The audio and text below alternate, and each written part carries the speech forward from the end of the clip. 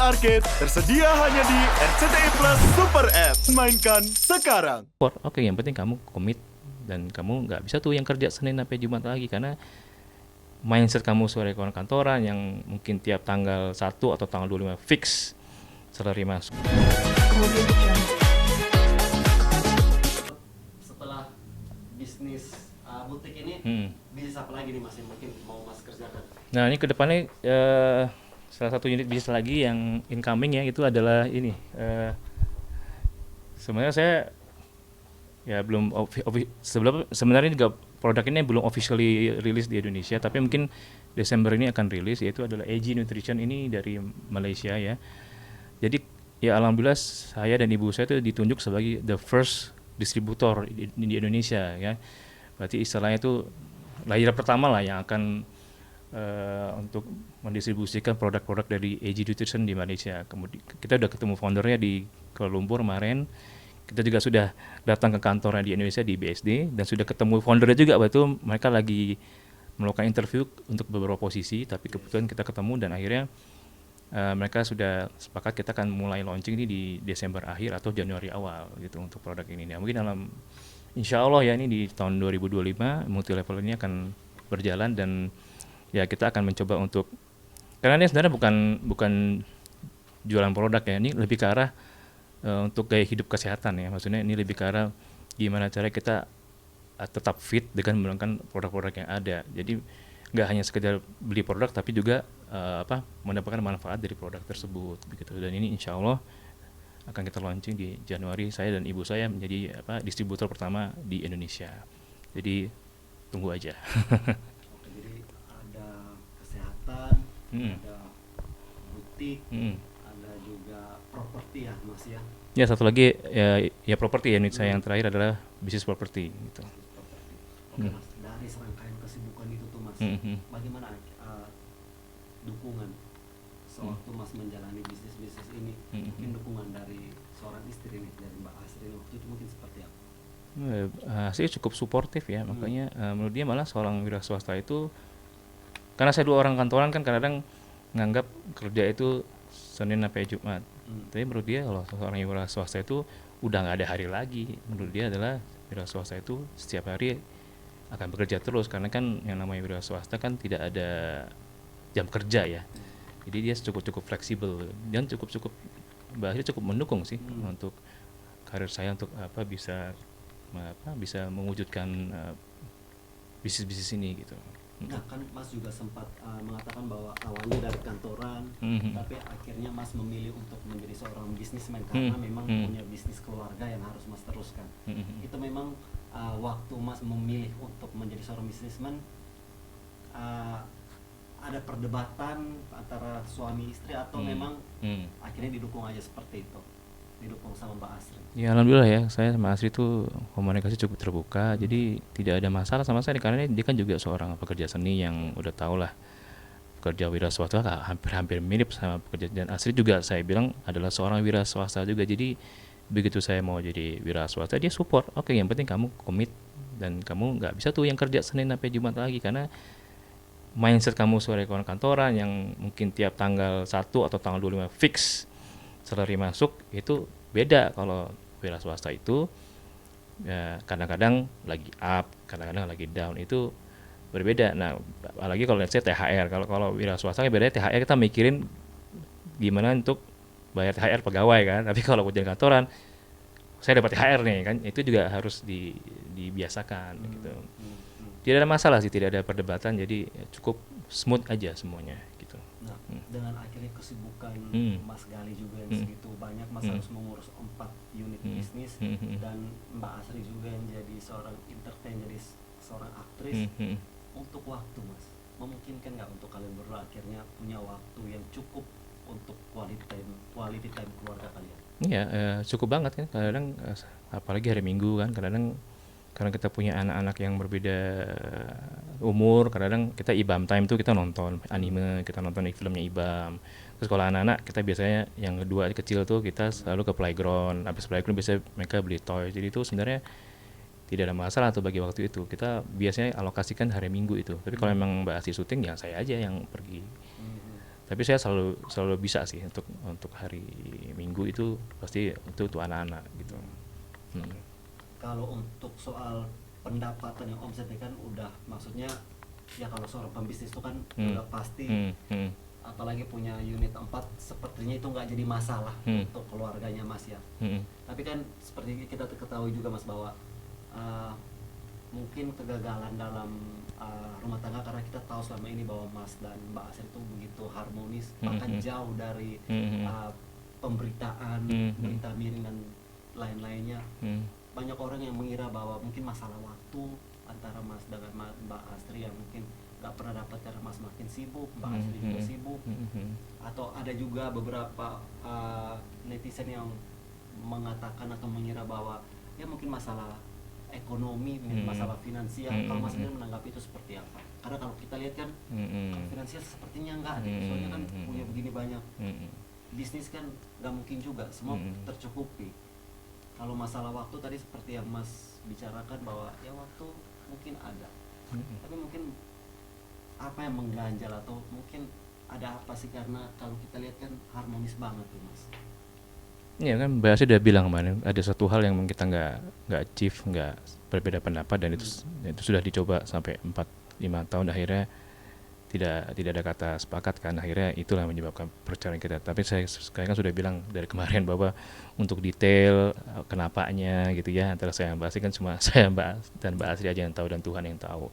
Tapi kalau untuk let's say secara ekonomi ya alhamdulillah ya ada aja lah rezeki ya.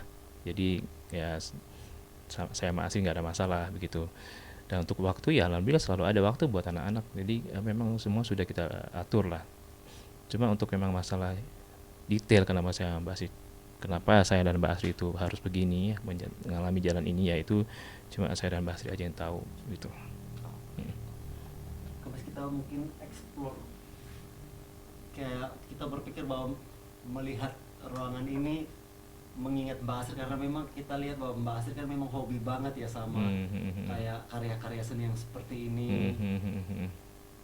Mungkin ada nggak satu coretan-coretan atau satu desain Mbak Asri yang masih Mas ingat atau yang masih tersimpan yang kayak begini-begini atau gambar-gambar begini nih Mas? Oh iya sih, kalau desain Mbak Asri saya ingat ya, karena saya selalu kalau dia lagi di butiknya kan saya selalu nemenin gitu kan. Dulu waktu butiknya masih kecil banget ya, masih belum ada, kita kadang-kadang hangout time kita di situ nonton DVD, pasti pakai DVD waktu itu ya, kita nonton DVD di situ berduaan. Tapi emang kalau dia lagi desain saya juga temenin, jadi emang saya selalu nemenin dia kemana-mana. Waktu dia casting juga saya temenin, jadi saya selalu berada di sebelah dia kemanapun dia pergi. Dan kalau coretan-coretan ya saya ingat gimana cara dia gambar ya, gimana lekukan yang dia dari awal yang mungkin belum bagus sampai akhirnya jadi bagus, karena dia juga sempat ngambil course di S-Mode untuk supaya gambarnya bisa lebih bagus, dan itu bisa dia jalani dengan cepat dan karena berbakat ya. Jadi ya saya lihat wow cepat sekali kamu belajarnya, udah bisa bikin lekukan, arsirannya lebih rapi gitu ya, pasti teringat banget. Publik menilai bahwa suatu keberkahan Mbak Asri bisa ketemu sama Mas Gali, bisa ketemu sama Ibu, yang akhirnya membawa dia juga pada pintu kesuksesan waktu itu. Ya kalau kita ya itu memang sudah jalan Allah ya. Ketemu ibu saya, ketemu saya, nikah sama saya. Kemudian tiba-tiba dia casting. Waktu itu pun dia castingnya nggak semangat, karena apa sih nih casting kok begini sih, kok suruh, kan dia selalu ingin make up lah cantik, tapi kok tiba-tiba suruh di make upnya suruh dilepas, terus suruh pakai baju Jawa, terus kayak orang Jawa gitu. Tapi itu malah jadi nama dia kan sampai sekarang jadi Asri Welas. Jadi Asri Welas itu setelah pernikahan saya 4 atau 3 bulan dia ikut casting itu, kemudian jadilah dia di sitkom itu ya, dan alhamdulillah kan diterima masyarakat ya. Nah memang momen itu adalah momen dimana Asri menjadi public figure, karena tapi sebelumnya memang dia sudah ada iklan juga, iklan nano nggak salah ya, sudah sempat main sinetron Roma Romi, dan beberapa muncul di RCTI juga jadi host gitu ya. Cuma kan perannya masih belum besar. Nah setelah Asri Welas ini kan jadi dia tahu, bahkan malah menjadi nama panggilan dia sehari-hari sekarang kan. Malah menjadi brand dia untuk butiknya juga kan, host of Asri Welasnya, sampai sudah ke New York kan. Dia juga sempat Saya juga sempat nemenin dia tuh ke New York waktu fashion show di New York. Dia diundang New York Fashion Week waktu itu. Dan dia ya alhamdulillah dia bisa memperkenalkan baju Jawa, baju Padang ya kalau salah, di beberapa desain dia lah. Saya nemenin tuh, saya ingat banget. Jadi memang sangat-sangat cukup berkesan ya. Jadi ketemu di sini sampai akhirnya Mbak Asri bisa jadi bisa Asri Welas. Ya saya tahu itu kan semua karena karena bakat Mbak Asri juga sebenarnya. Mungkin secara timing kebetulan aja pas saya selama ini, tapi saya yakin tuh Mbak Asri mencapai semua itu purely karena bakatnya Mbak Asri. Karena saya tahu usaha keras dia, casting sana sini. Ya mungkin timingnya aja, dan mungkin rezeki kita juga, nikah juga, rezeki anak juga. Karena setelah Mbak Asri Welas jadi naik lah ya, terus dia hamil anak saya pertama. Jadi emang benar waktu itu Allah memberikan banyak anugerah ke kita gitu. Jadi saya cukup mensyukurinya pernah mengalami itu semua. Dan saya yakin bahwa Mbak Asri itu ya kebetulan aja nih, tapi saya yakin Mbak Asri bisa dapat semua itu karena memang talentnya Mbak Asri, karena bakatnya dia gitu.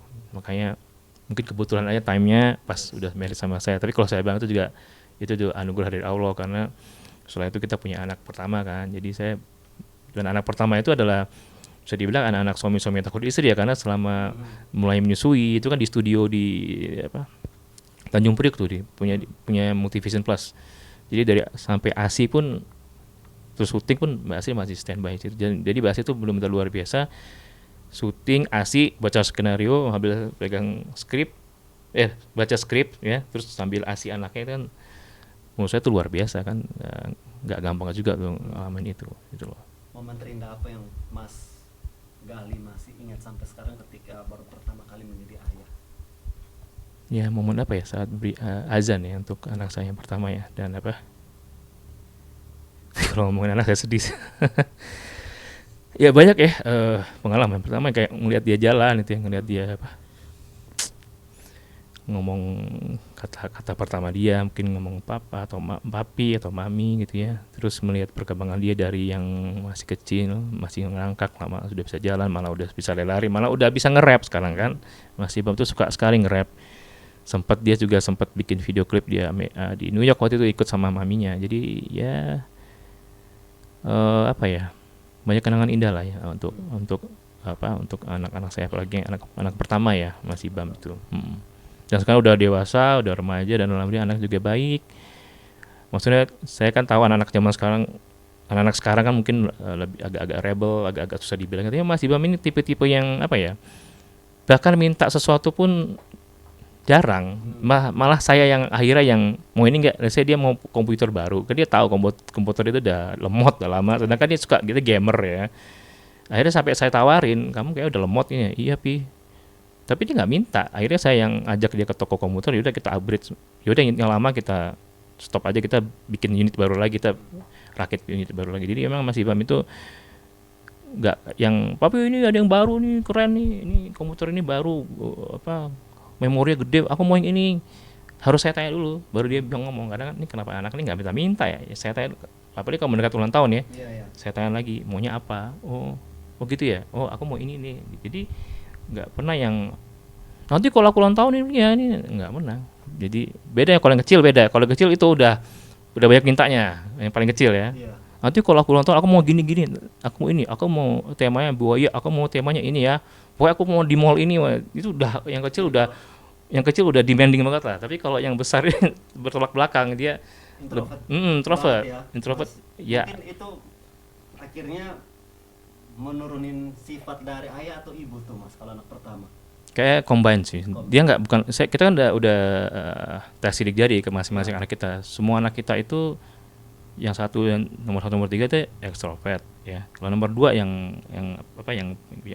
ada katarak dari bayi itu emang introvert anaknya. Lebih diem. Tapi kalau Ibam ini memang kalau bisa dilihat sih lebih agak ekstrovert sebenarnya. Cuma ada sisi diamnya juga. Karena dia suka ngobrol anaknya ini, suka ngobrol. Cuma memang kalau yang pertama itu kombinasi antara saya sama Asri. Kalau yang nomor 2 tuh saya, introvert banget nih. Nomor 3 ini Asri banget. Jadi serius banget kan. Karena memang extrovert banget, dia cerewet banget, dan udah wishlistnya itu udah banyak. Aku mau ini. Sometimes pernah saya kasih, ini nggak bagus nanti, saya kasih Tokped, dia tuh tahu aku mau ini, terus di shortlist sama dia. Jadi sampai akhirnya shortlist saya penuh, isinya cuma mainan dia semua itu. Dan dia suka nagih, mana mainannya mana, kok belum datang Gojeknya. Dia tahu kan dari situ kan diklik, nanti Gojek datang gitu. Jadi ya begitulah perbedaan anak-anak kan punya karakter masing-masing. Mas, kita boleh lihat achievement yang didapat itu Mas, kayak kita ambil Mana? sambil nanti kita wawancara lanjutnya bisa. Nah, Mas, ini kan ibu juga kita tahu dan publik juga menilai bahwa menjadi salah satu orang yang paling penting dalam perjalanan karirnya Mbak Asri juga. Mungkin akhirnya seperti apa sih waktu itu dukungan ibu kepada Mas Gali sendiri nih ketika mau melamar, mau menikah dengan Mbak Asri? Oh, cukup mendukung ya, karena kan udah tahu Mbak Asri gimana hari-harinya kan, udah tahu gimana Mbak Asri itu berinteraksi, cukup baik, cukup sopan. Jadi ibu saya malah sebenarnya ragu di saya nih, kamu nih udah nemu yang wah udah dewasa banget nih kamu, PR-nya banyak, kamu harus, ya kan saya baru lulus dari Australia, saya juga masih belum, masih istilahnya masih belum mengalami dunia kerja juga. Nah, maksudnya juga harus menikah kan, itu memang keputusan saya menikah karena saya udah ketemu 2 minggu, saya merasa saya udah tetapkan di hati, saya sudah ketemu, saya juga dalam hati